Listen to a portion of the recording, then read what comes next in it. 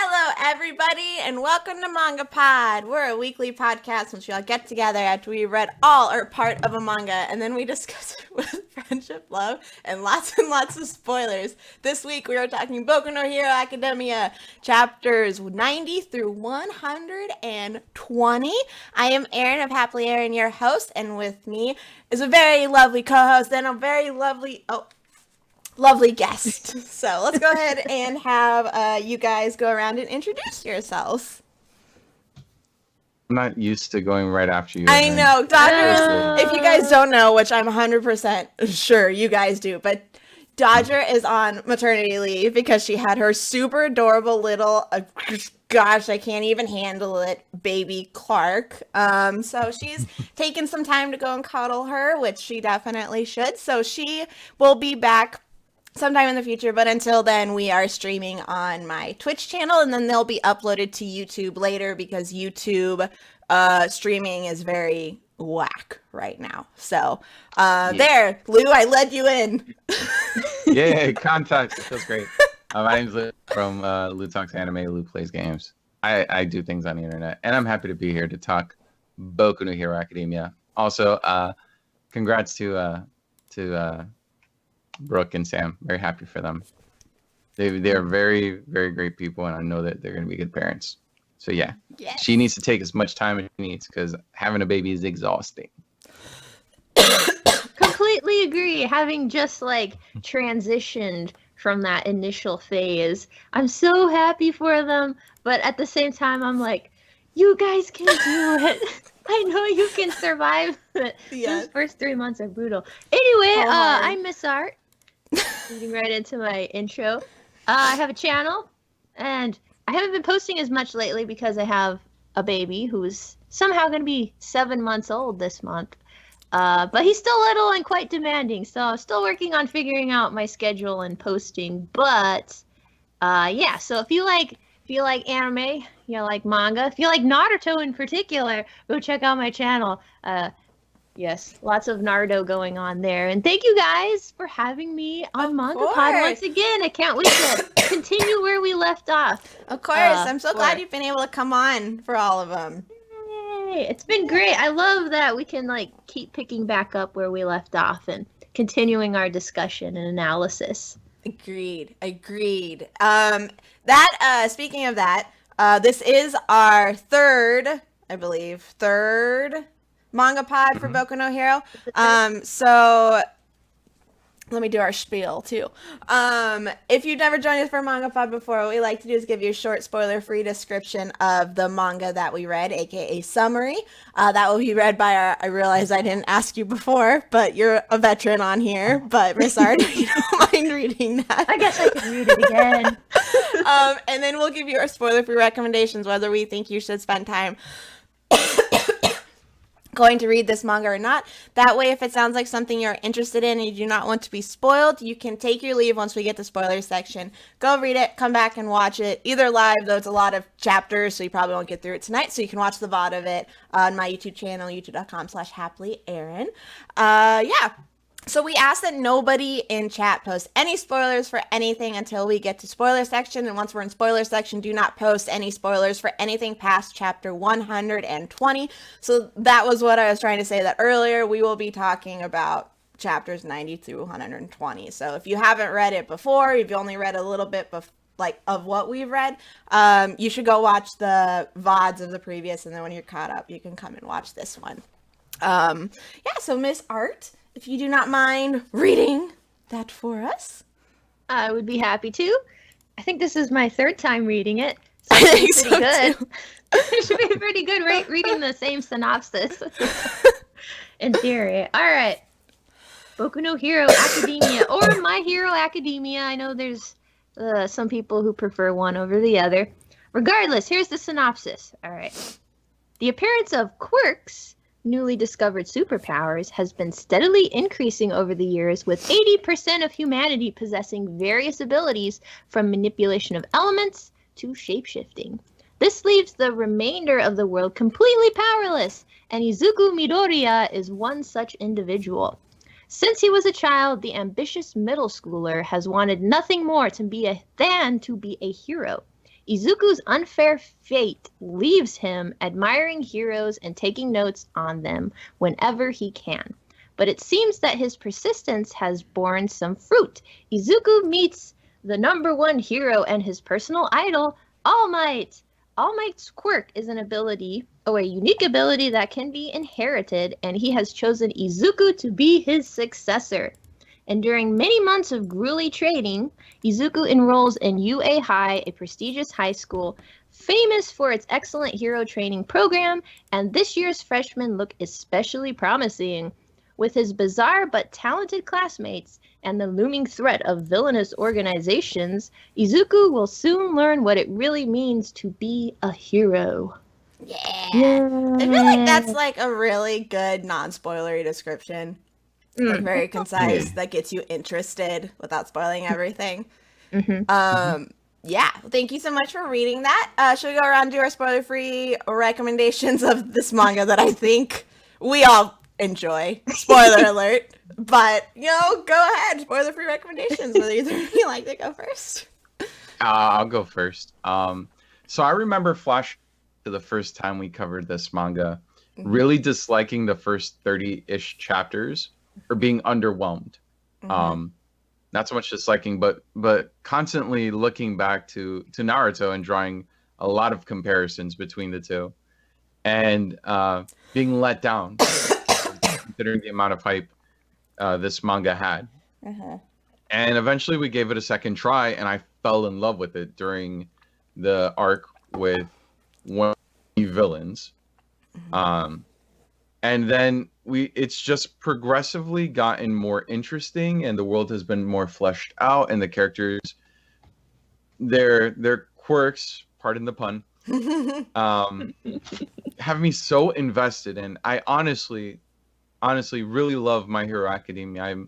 I'm totally sold on this. It's been a long time since I've really been this invested in a shonen series that wasn't sports. Because normally it's just like once something is sports, the hype is there. Yeah. Like from the jump. But like just a battle shonen, like it's been a while. And I highly recommend this to anyone that's into that type of genre, or even if you're not entirely into it, there's still layers to be that or because the thing is, battle shonen as a genre has this stigma of being simplistic in its storytelling. But I feel like there are layers to academia that are brought forth, especially by the villains. Like the good foil makes the hero, and that's something that academia has. Is it has a lot of really good villains. Yeah. So I recommend it if you haven't given it a shot before, and the anime, because there is also an anime adaptation that everybody, I'm sure, who's watching this is well aware of. The anime is also excellent. So I also recommend that as well. Ditto. Everything Lou said. You did so good. But no, I think we're all kind of that opinion. Because as a group, we did start reading from the very beginning. And I feel like all of us kind of felt underwhelmed by the first batch of chapters. But yeah, the more we read of this series, the more it definitely grows on me as well. Especially being someone whose bread and butter is initially shonen battle manga. And as you say, Lou, there's a lot of nuance, there's a lot of layers, there's a lot of morality complexity between all the characters. We're seeing tons of shades of gray, which I think is definitely adding to why there's a lot of depth in this story. It's very beautiful visually from an artist standpoint. I see the mangaka improving in his art quality and his panel arrangement. The more we read and I'm seeing more depth of the story, I'm getting attached to more and more characters, and the characters I do love, I'm loving even more. So it was nice to build on the story and to step back into it. So yeah, if you like shonen anime, if you just like good manga and storytelling, and if the anime got you into the story, I would definitely recommend also picking up the manga as well. You'll enjoy it just as much. So yeah, definitely recommend it. Go read it if you haven't. Or if you're watching the anime, like I said, read the manga too. You'll love it. Yeah. Well, ditto. I think I agree with everything that you guys said. Yeah, like both you said, reading the first couple chapters. I think we did like the first 35 or something like that. We were all, like you guys have said, underwhelmed with it. But in terms of how it's kicked it up and gone, the way it does character arcs is fascinating. Like, it's so awesome how they've been doing the character arcs. And so not only is it really interesting in the world that it's creating with heroes versus villains and the complexity of what it means to be either and what the middle ground is, it also has really great character driven scenes and action and things like that. So you're just as invested in the characters as you are in the world that's being shaped around them. So it's and it can be very difficult to pull just one of those off. So the fact that it's both are being pulled off just makes it that much better. And if you like they said, it has great action, the art is awesome, the characters are just great. So it's all around it hits the spot for shonen. And I think I feel like it's the new tier of shonen. I think it's starting to set off a real, like how like Dragon Ball or Naruto kind of shut off the previous shonen era. Like kind of like I feel like Boku no Hero could potentially be that for like this generation or this time. And so it's just that I just love it that much. So yeah, highly recommend it. You don't want to be spoiled on it either because it's got some real good character and fight stuff that happens. So yeah, you guys have anything else you want to add before we jump to spoilers? Now let's do it. Let's do it. All right. Oh, you want to know something funny? We've been in spoiler section the whole time. Oh, okay. Well, everything has been spoiled. So yeah, there you go. I did not Everything even read it. spoiled. Well, there you go. All Might is God. There you go. Yeah. Actually, All Might is Mangago is God. Mangago. Yes. Mangago is God. I agree. Yo, I love Bakugo's mom. Yeah. I love her Bakugo's too. mom. And she's exactly what I expected his mom to be like, but his dad was not at all what I expected him to be like. And they're awesome. It's a great trio. I love it so much. Sweet. Should we jump into should we do the plot first? Talk about kind of the story arcs that we went through with this one. We finished off Bakugo's kidnapping. That whole thing that ended with, this is super spoiler section, so leave. Ended with All Might losing his power, that big villain fight. And then we had the hero initiation, like getting their licenses. We had that whole thing. And then we had a Deku Bakugo thing. So let's start by talking about what your guys' thoughts were on hitting the conclusion of the Bakugo kidnapping arc. Bakugo retrieval arc. The Bakugo retrieval. Definitely got Sasuke vibes with that. Hardcore. Yeah. But well, like, it's great. Yeah. It's great where we ended though, because I feel like at the end of that Naruto arc, like since we're drawing parallels, there was a good fight, and that's where we ended. Only what I like was that there was breathing room, that there was time for Bakugo to ruminate on these things, and he was more in the background and not as, I guess, like Bakugo was always important. Never, or in that span of chapters, it felt like it was focusing so much on Deku that what was going on with Bakugo was less important or didn't matter as much. Mm-hmm. Like specifically when they were doing the provisional license test. Mm-hmm. Like Bakugo was just off doing his own thing. Mm-hmm. And like during that period of time, Bakugo is dwelling on his misery. And I feel like that's something that we didn't get with Sasuke retrieval. Mm-mm. But yeah, okay, I sorry agree. for cutting you off, Ali. Oh, I just no. really had to get that out. Get that. It was a very good thought. And to build on that, I completely agree that Bakugo's character up to this point has been very reactionary. I think Sasuke's character can be like that. Something happens and they immediately, want to respond. And it was nice. I thought that was a very smart touch on the mangaka's part to take the focus away and let Bakugo ruminate, because we know him as being very reactionary and being very physical, but now it's his time to do the mental game. So yeah, that was a really good observation. I'm glad you said it. I think I was just gonna say what we were discussing before we went live, how our last batch, we ended our reading right before the conclusion against what was it, All for One. Yeah. And I had to like remember, I was like, okay, where are we? And then I recalled we were at, but despite that, I slid right back into the story. And it was actually kind of refreshing too, to kind of be like Bakugo and have some breathing room. And I kind of like felt sympathetic to him in that respect, because we just came back from it and I was like, oh, okay, now I can ease back in and ruminate more clearly. Because when we read chapters, at least I do, I'm like, oh, this is so exciting. And I get caught up in it. I was like, oh, okay, I can like, truly reflect on what happened last round. But yeah, it was nice to get right back into the action and then segue over to that exam, because I feel like exam arcs are like a tried and true trope for like battle shonen. We see it like in Hunter x Hunter and in Naruto again. So I thought that was nice that we kind of like slid back into those comfortable shoes as manga fans, and I enjoyed the ride. Yeah, and it's nice to go from the tone of each arc.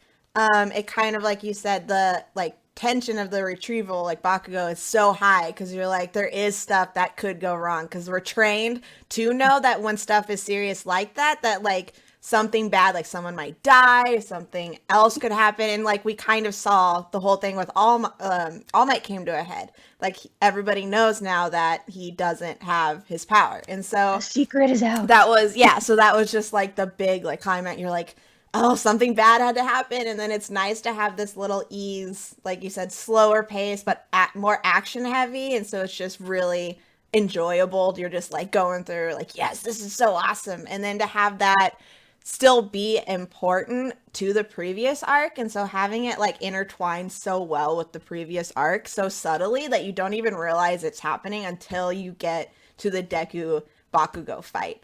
And I just thought that was really cool. The way that the mangaka inserted slowly would like have Deku and Bakugo like against like paralleling each other or being together, even though you're thinking like, why is this happening?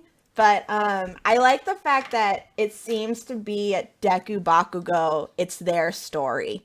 Like that's very interesting to me, that when you hear it, you read about it, the summary, you're like, oh, it's about Deku. Like it's about this kid becoming more powerful.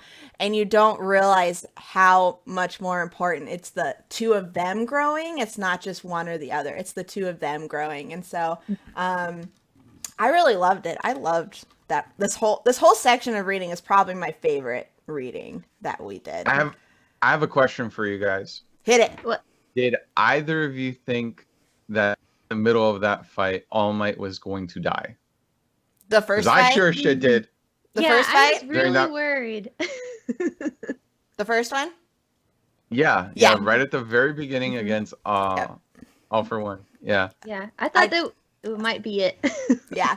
I had like a lot of tense moments with that. I was like, oh no, it's gonna happen. Because like I said, we're trained to, but I love the fact that he's not dead, because it's that much more tragic, like who he's become and how it's changing the world. Because I feel like him dying, it would have been a much more like heroic send off. Whereas with this, it's kind of like his fall. Even though people, like, he knows who he is and he's inspiring Deku to go, and he still has people who believe in him, but now it's like the society is falling with him because they've seen, like, he's weak, and so they've lost their symbol of hope, and so they're just they're lost. They're going into chaos because they don't know what to do. Whereas if he died, the villain would have just been a typical villain, and people would be like, All Might's dead. Oh no, this is really sad. But I feel like the way that it's changing society of having him just having lost his power instead of having him die, I think was a very smart choice. And I like that he's still around because he has the whole thing with Bakugo and Deku, and I think that's really important too. And showing him when he went and visited like All for One in prison and stuff, One for All. Those are really good scenes too. So I like that he did not die. Me too. I think it was much more effective storytelling, as you were saying, Erin. It was more the death of his reputation, which is sometimes a more painful way to go. Going out as a fizzle instead of a bang. So very smart villain. Yeah. And I like that I like that the villain expressed disappointment in All Might refusing to completely let his the person he's mentoring, his protege. There we go. That's the word I was looking for. She's something. I can't remember his name. Yeah. No. But what I'm saying is that how the villain was excited or disappointed in All Might, like sticking around and not sacrificing himself, and not allowing Deku to experience that position where he has to step up. Instead, we're in a position where he can still, while not physically or count on him to protect him, can still use All Might as an emotional support, which I've since his retirement, like that campy nature in All Might's character has really been downplayed a lot, and we've had a more serious and somber version of him so far. Yeah. Yeah, I agree with that. Yeah, because finding out that his mentor is the new villain, like the younger villain's mom, that was something that I was like, oh, that's an interesting connection to start. Because then is it going to be something where, because the natural way, at least for me, that would play out is that it'll be Deku versus him. What's Shigaraki? Is that his name? Yeah. Shigaraki. Tomura? Yeah.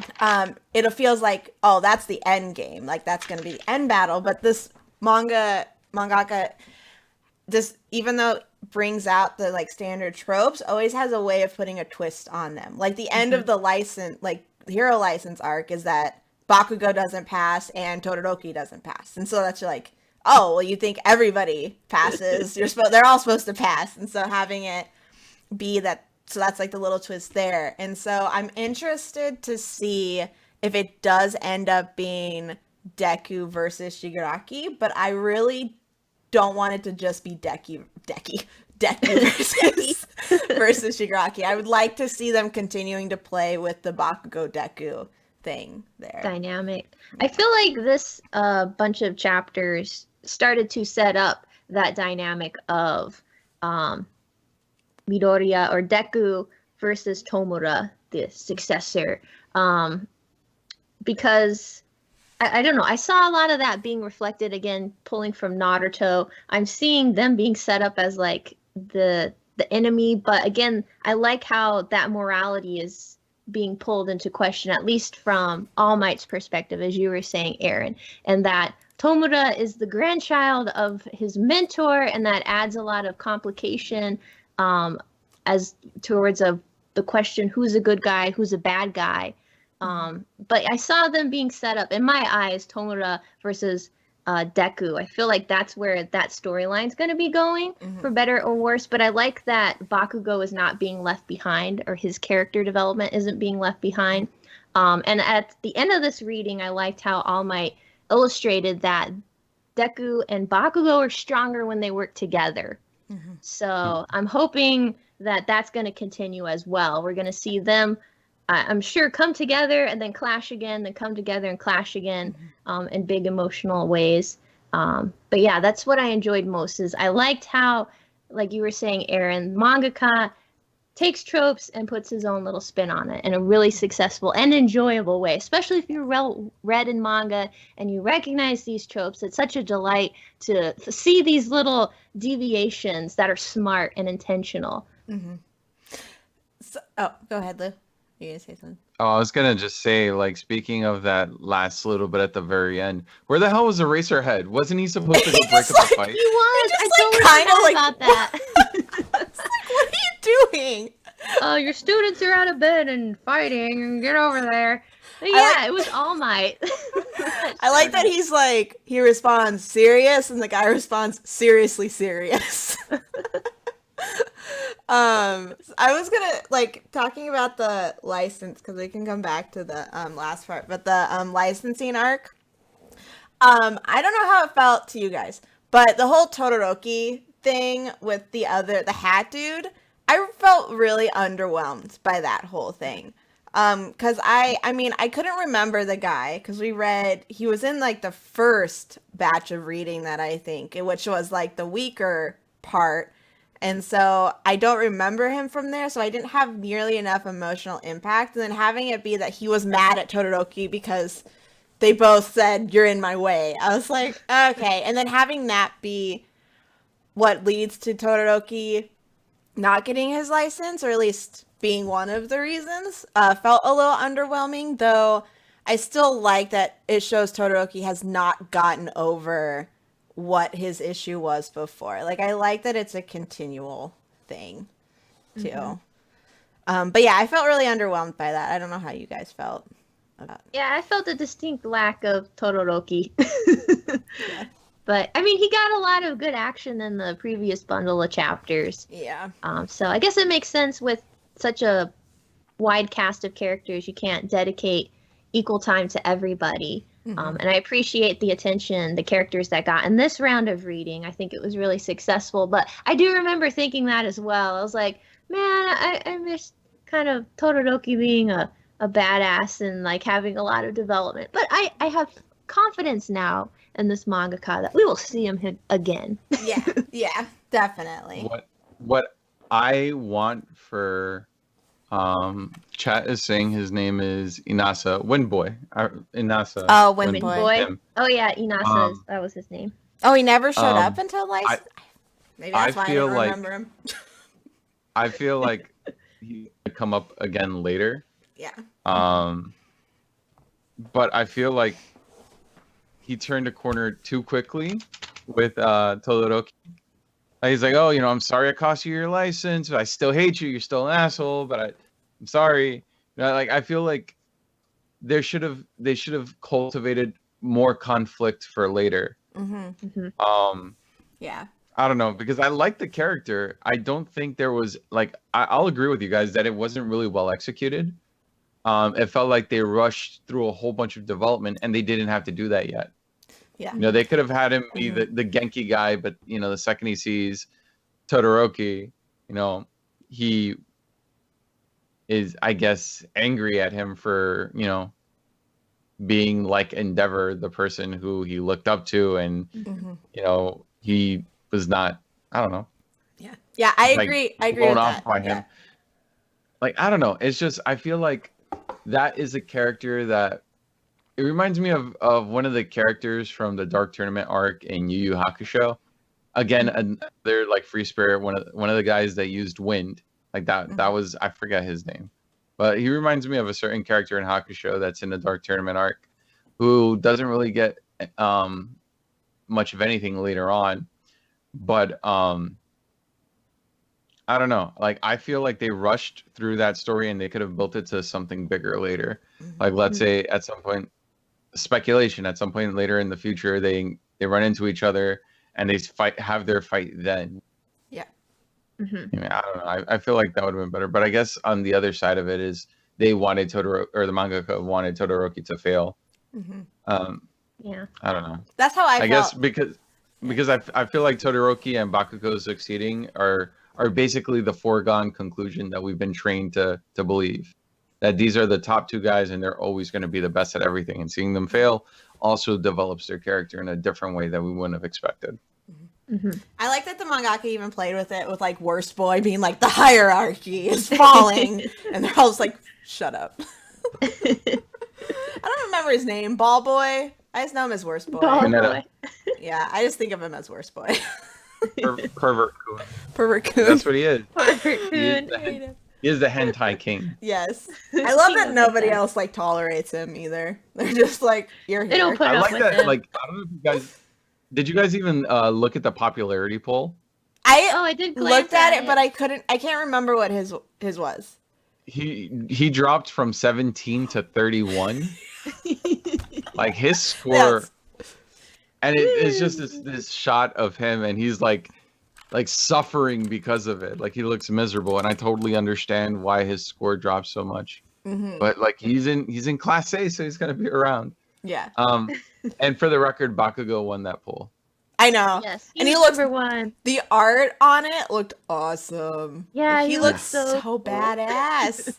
They all look, gosh, when the action happens, like the Deku and Bakugo fight, can we just talk about it? Because it was so... Yeah, that was my favorite. My favorite, yeah, by far. It's probably my favorite thing that's happened in the entire series so far, like, personally. Next to the, what was the name of the first major Stain? Oh yeah, The Stain That was fight good. was also really good. So this is probably tied. Like, I don't know. I just can't remember anything in the manga so far beyond Stain, like, having as big of an impact. Like, I reread it 3 times, I think, like, the whole fight. So it's very short. It's not a really long fight.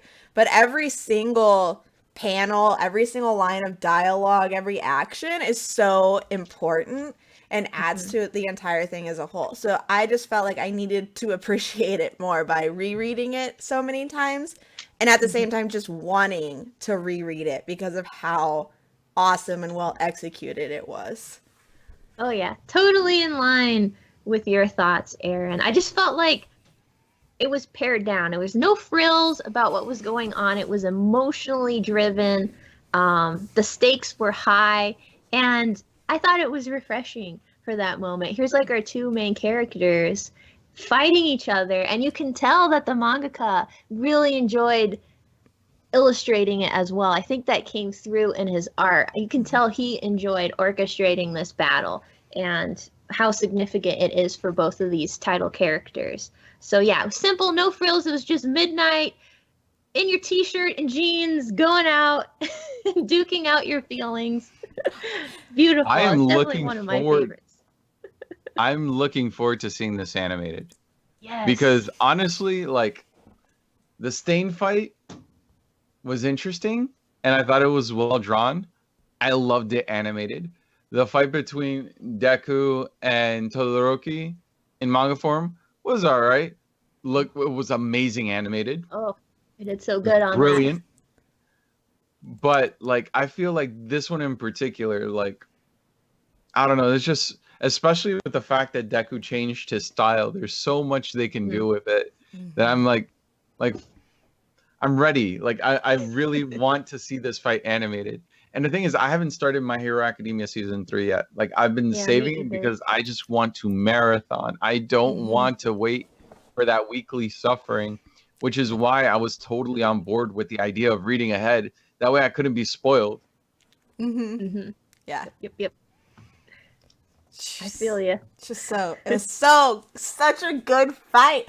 And I just love that Bakugo has such a big moment, and like we see he's not just the screaming kid. His character finally gets this like he's still Bakugo, and the way that his feelings come out and they're so angry, you're like, okay, it makes sense. Like, his whole feeling and what is happening, like, it makes total sense about why he's so hard on himself and why he's so upset.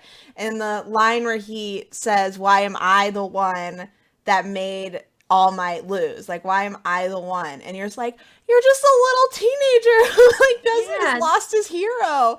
And it's just done so well for a character that at the beginning you're like, you're a fucking dick. Like, the whole time you're just like, God, I despise, like, I remember that. I remember him annoying Still me. a fucking dick, though. Yeah, that's the he's thing. still an asshole. He's still an asshole. But he's our asshole. Yeah, but it just added to it where you're like, you have sympathy for him being, like, for him, even though he's a dick, like, otherwise. But you're just like, but your feelings make total sense, like, as his character, like, okay. And that was the thing when, like, kidnapped him, they're like, he's a loose cannon, like, he's easily going to be switched into a villain, and then it's reinforced how strong his will to be a hero is. And I also think that's something nice that they're not taking it, at least right now, and I hope they don't, to him being like someone who's going to turn to the villain side.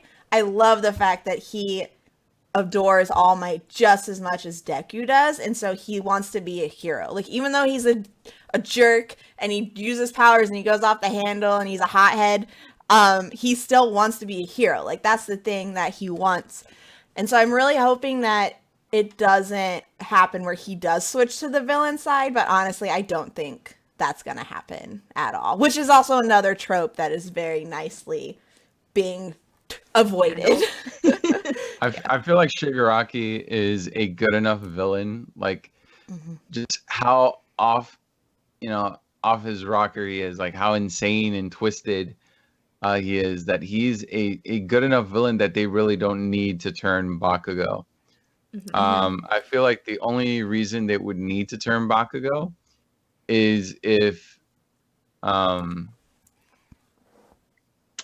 don't know, maybe as a result of some sort of tragedy that we haven't been exposed to yet, like the death of All Might. I don't know, something significant. Yeah. Something where he would have to be like want to actively take it out on Deku, and not from from a vindictive standpoint. But I really don't see a necessity for that, because Shigaraki is a good enough villain. And honestly, I hope I know that this Battle Shonen are always planned to be like long running series, and they run into the pitfalls that long running series tend to fall into, where they run longer than the mangaka originally plans. And I'm just hoping that's not something that has to happen as a result of the mangaka going beyond what they had intended.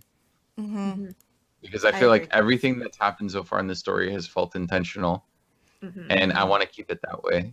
Yeah, I agree. I really don't want it to change, and to not have to get pulled longer and longer. Like, this is just such a strong series. And like you said, Lou, everything feels so intentional. It feels like stuff has been foreshadowed, and I feel like and the arcs and the payoffs setups are leading into the payoffs, and I'm like, it doesn't feel like much can be dragged out a ton. But I'm interested to see where it goes, because it only has 100. It's at 180 chapters, I think, now. So yeah, I don't know where it's gonna go, but I'm so excited. I'm so excited for this ride. I'm excited too, but it's gonna be interesting to see what kind of pressure the industry will put on the mangaka if it keeps getting more and more popular. He's gonna feel that pressure to start watering down the story, and as you say, things might start becoming less intentional if it the series continues to get so popular both in Japan and here abroad. So I'm hoping, like you guys, that it doesn't come to that, where they just start doing story for the sake of being able to animate more and then make more money because cash is king. I hope it doesn't suffer that fate this series. Yeah. But time will tell, I suppose.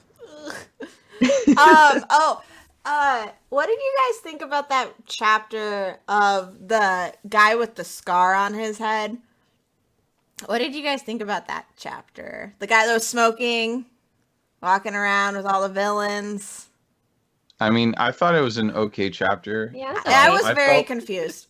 I felt like, as a breather between significant plot points, I felt like it was all right. But I want to see more of what this mangaka ends up doing, with this character.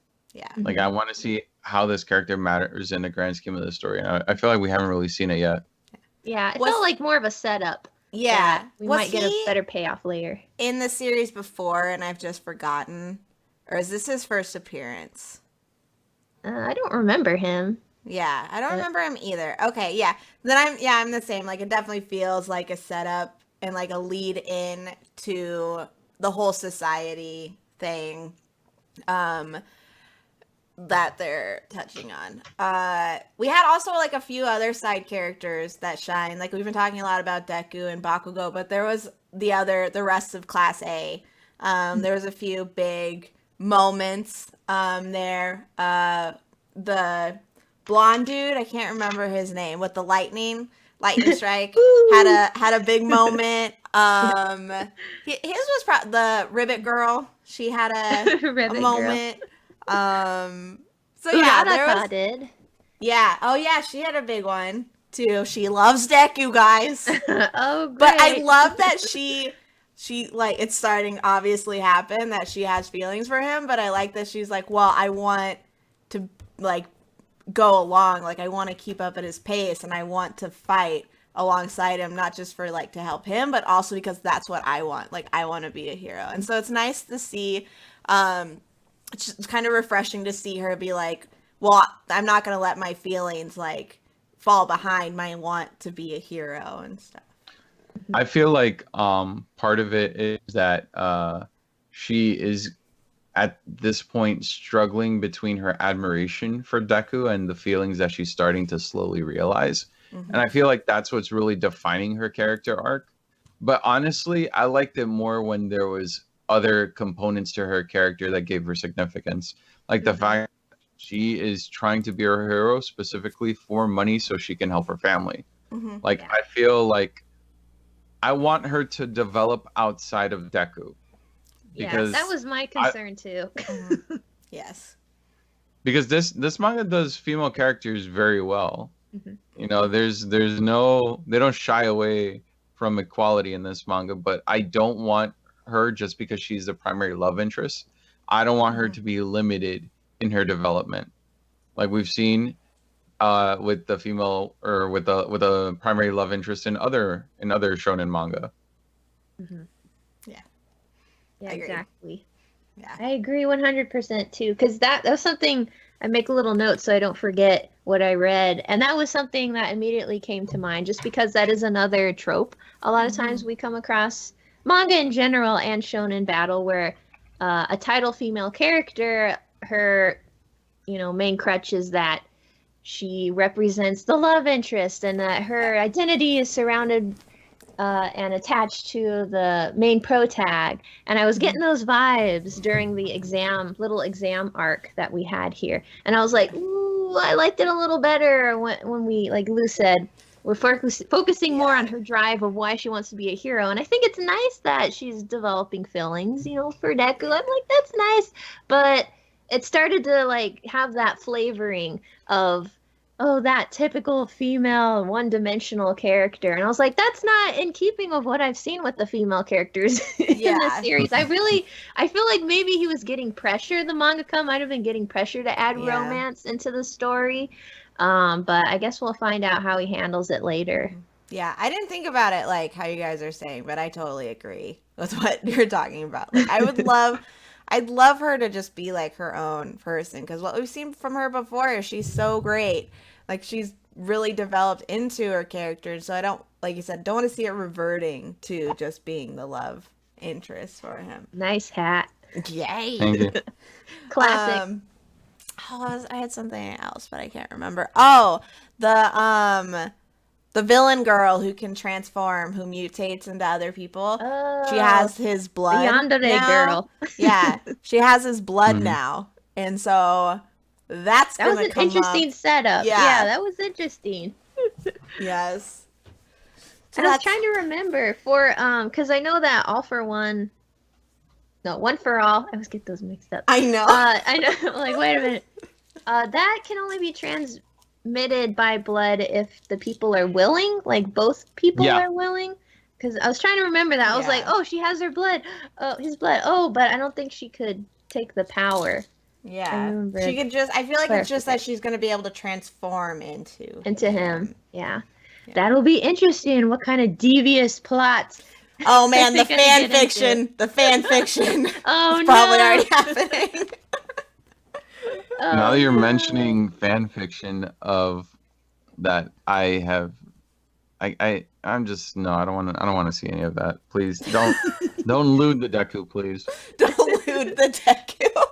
He's a fresh little boy. Hashtag don't lewd the Deku. Hashtag don't lewd the Deku. He's already been lewd, but keep him away. Keep him from Lou's precious, like, innocent eyes. Protect him. Oh no.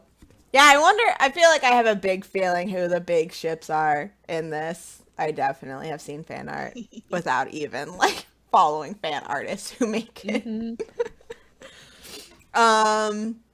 Sweet. Do you guys want to talk about the art specifically? We've definitely thrown in here and there. Is there anything else you would like to bring up with it? I mean, I'll say that the art is a lot better. The mangaka is definitely coming into his own and is definitely exploring different ways at presenting visuals. And I feel like it's to the benefit of the manga. Like I feel more interested in reading through it. I like the way the panels are laid out. Specifically, like an example of it is kind of in that screenshot that we're using for Dodger, where Bakugo's mom isn't confined to the panel. I love when mangaka don't limit themselves to just the box, like when they're willing to have things occupy more space. It presents a more interesting visual and draws attention to to the more important bits. I like when mangaka use that for emphasis. That aside, I mean, like the fight choreography was all pretty solid. Normally, I'm not really big into like the large scale battles like what we got in the provisional license, at least the first part of the provisional license. But I feel like it was handled pretty well, and we also got that fight between Bakugo and Deku to kind of like make up for that. Yeah, I was pretty underwhelmed with the whole like licensing arc. In terms of like choreography and fights and stuff, it all felt one note to me. But like you said, Lou, it definitely made up in the last fight. Because everything about that, just the motion, not shying away from full body twisting and stuff like that. No, Exaggeration. yeah, it was just awesome. Even the detail in their clothes and stuff like that. Lou, actually touching on what you were saying about not being confined to the panels, there were a few times where the dialogue, even the character was shown in the panel like above, and then their dialogue went into the panel below or something like that. There was a few times where that happened, and I picked up on that too, and I think it's because it's so out of the norm that it catches your eye, and I love it. It's awesome. Yeah, I like that mangaka was experimenting more with panel arrangement, but also framing within the panel, especially as it relates to dialogue. I even remember in the Bakugo Deku fight at the end, there was one panel where we just kind of saw an interesting framing of Bakugo yelling. It like cut him off here, like right above the mouth. You couldn't see the top part of his face, which is unusual in the framing, but I thought it was really effective because it made you focus on the words he was saying, which were really impactful. And even in particular with that fight, again, you can tell, I think, that the mangaka really enjoyed creating this.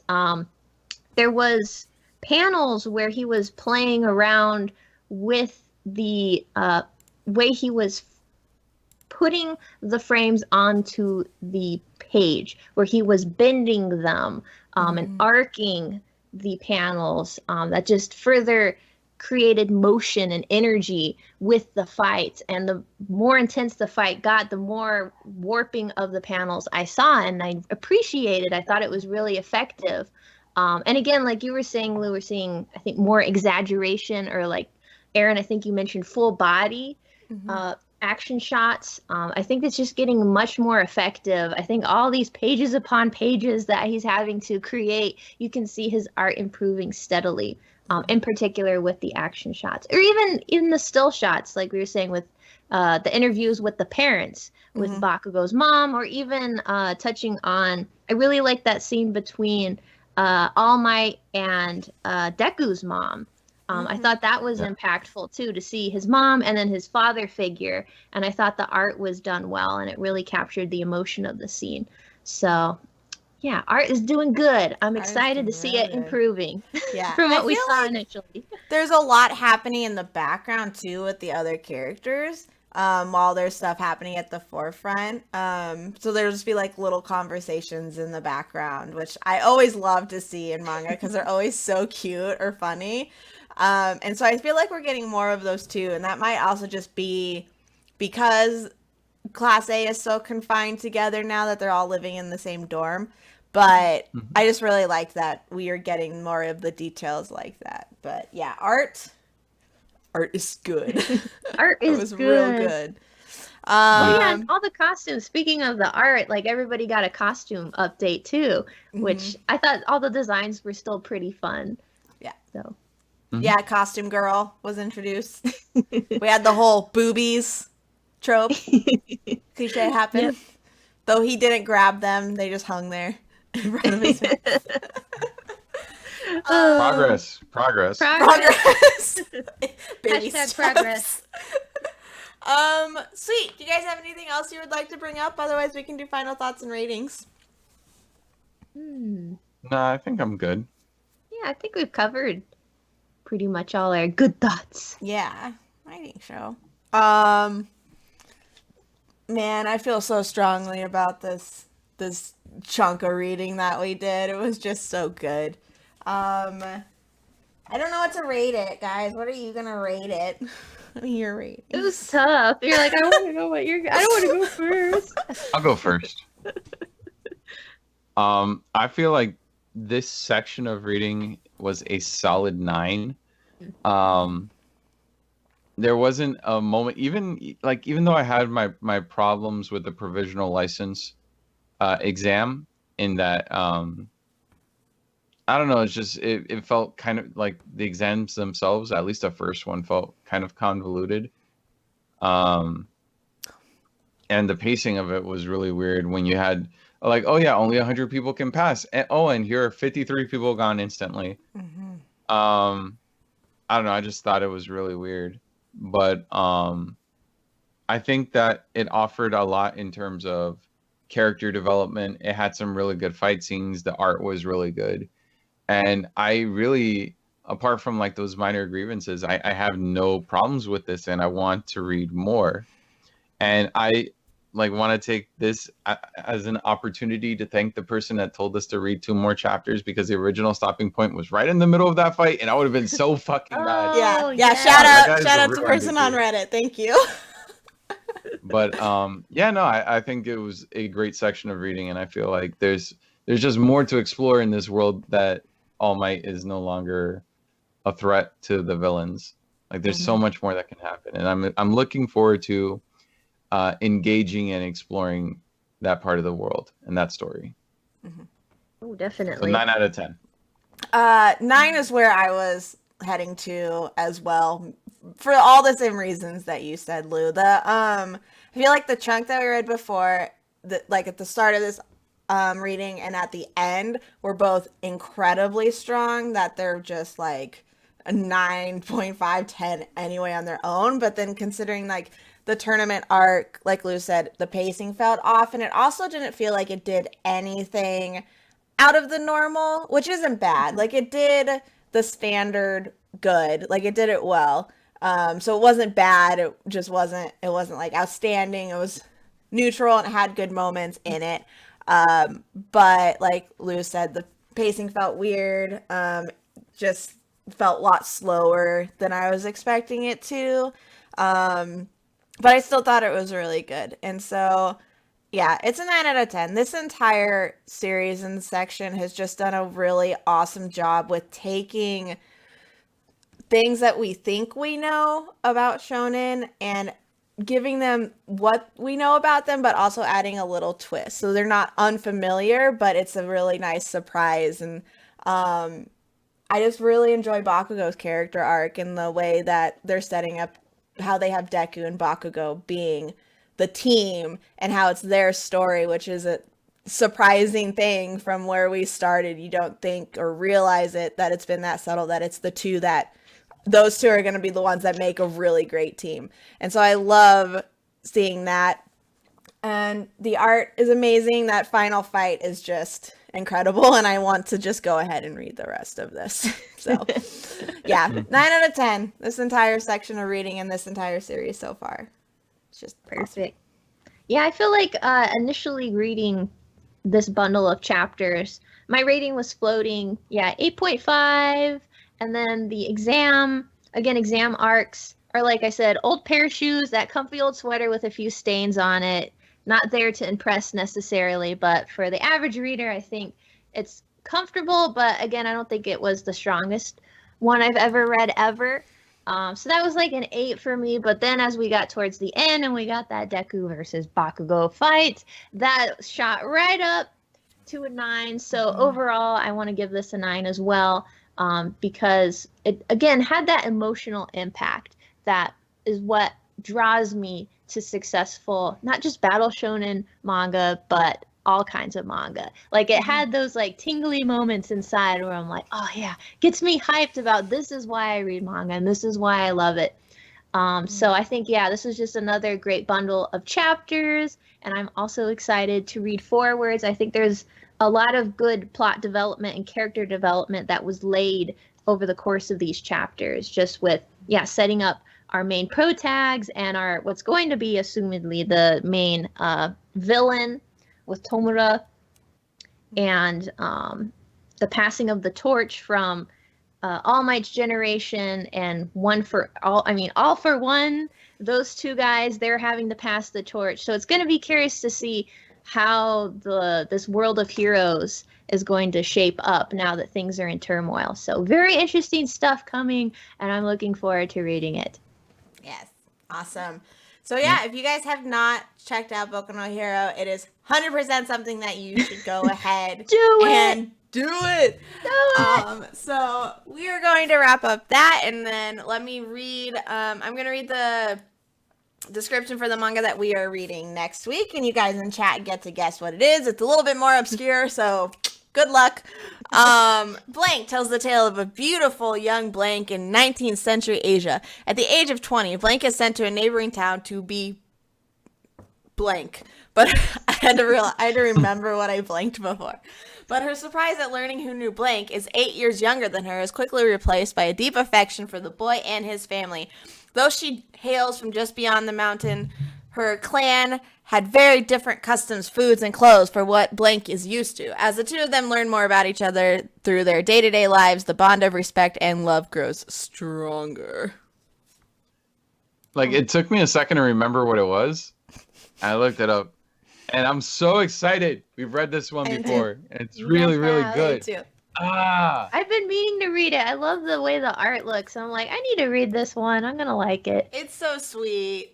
It has some of the most detailed art in any manga.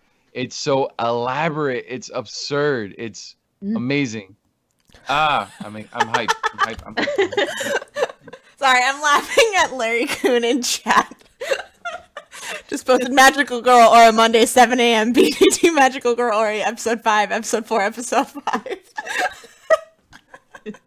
I don't even know what it means, but that's really funny to me. Golden Camely, no, it is not. Close-ish. Oh, and Thalia's gonna be your guys' guest, right? So yes, and so she was messaging me. The chapters that we are reading might be extended a little bit more because there's hints that we ended on a cliffhanger, which we are just so great at doing. Awesome at doing. So, Larry Kuhn, you may be wrong with the guess, but you brought us much joy with the copy paste. Yes. We are discussing, I'll go ahead and shout it out. We are reading A Bride's Story. Or Otome Gatari, which I think I still said wrong, but it's a very long word. But Bride's Story is what we're going to be discussing.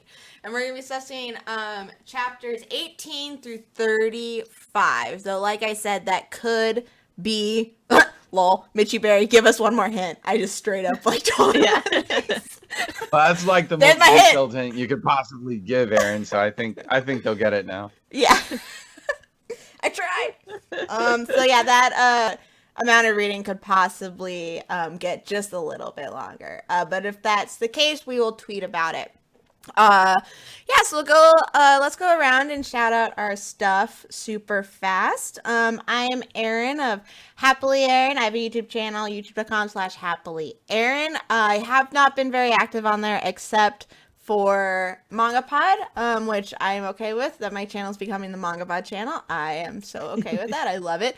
But if you want to check out any of my previous anime stuff, I have anime reviews, first impressions, top 11 lists, mental health awareness videos are all on there. I'm much more active on Twitter. youtube.com/Twitter. No, that's wrong. It's twitter.com/happily Erin. Yeah, happily Erin all across the everything. Come and talk with me. I'm in the midst of editing / sending a book to agents, so I type a lot about crying about writing. So that's where I am with my life. But come talk to me. Yeah. My name's Lou, and I'm from a YouTube channel called Lou Talks Anime, where it's been a long time since I made a video. I'm not even gonna affront, but I have ideas. It's just finding the time to write a script. Like, if I can write a script, getting a video out takes me one day, because I'll record the audio and I'll just sit and I'll edit. But it's just the process of script writing, and I haven't had time for that. But I'm not gonna make excuses, because I do find time to do things on the internet, like tweet. So twitter.com/talksanime, and I stream a lot, though I haven't streamed for the past week because things at home have been kind of complicated. I was considering streaming after MangaPod tonight. Like, I even have like my chessboard pulled up, and I was ready to start streaming, but then I realized how tired I was, and that the stream wouldn't last more than 20 minutes without me passing out. So I'm just gonna go ahead and not do that. But I'm streaming tomorrow night, so you can check my Twitch out. That's at Lou Plays Games, or not at Lou Plays Games. Twitch.tv/Lou Plays Games. That's my stuff. Awesome. Well, I am MissArt. You can find me on my channel, which, again, I haven't been posting as frequently as I used to, just because I had a new baby, but I'm hoping to get back on the horse there. But yeah, if you just type in MissArt, MissArt into Google, all my stuff should come up. Definitely most active on Twitter as well, at twitter.com/artsyalley. Again, just Google MissArt and I'll come up across the everything. But yeah, I like to talk about anime, in particular, Naruto, Boruto, and anything else that I'm unboxing and all that good stuff. And yeah, I want to do more Twitch stuff, but again, like Lou, I get tired of, I got adult things I do during the day and a baby, so I'm like, it's like 8:30 and I'm like, but as we're all parents here, we can all appreciate that. But it's all good. So yeah, check me out, Twitter, YouTube, and maybe Twitch again one day. And thank you guys for having me here on MangaPod to talk about more Boku no Hero Academia. It's always a pleasure. Of course. Thank you for coming on. We always love having you. Yay.